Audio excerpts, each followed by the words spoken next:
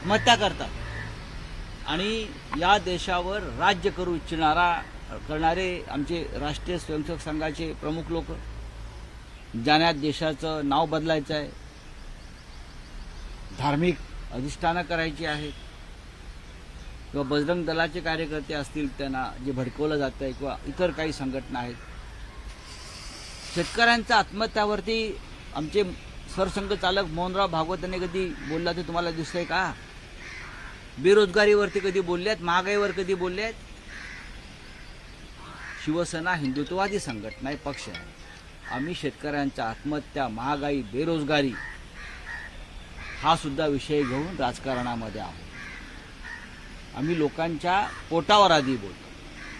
पोटात अन्न नाही आणि हिंदुत्ववाद करत बसलेला आहात तुम्ही. आणि तू अशा प्रकारचा महाराष्ट्र हा पेटवायला निघाल्यात काही लोक. अशानं या राज्याची राख रांगोळी होईल. हे राज्य नष्ट होईल छत्रपती शिवाजी महाराजांचं आणि बाळासाहेब ठाकरेंचं. हे राज्य नष्ट व्हावं असं काही लोकांना सुपारी देऊन भाजपमध्ये पाठवलंय का?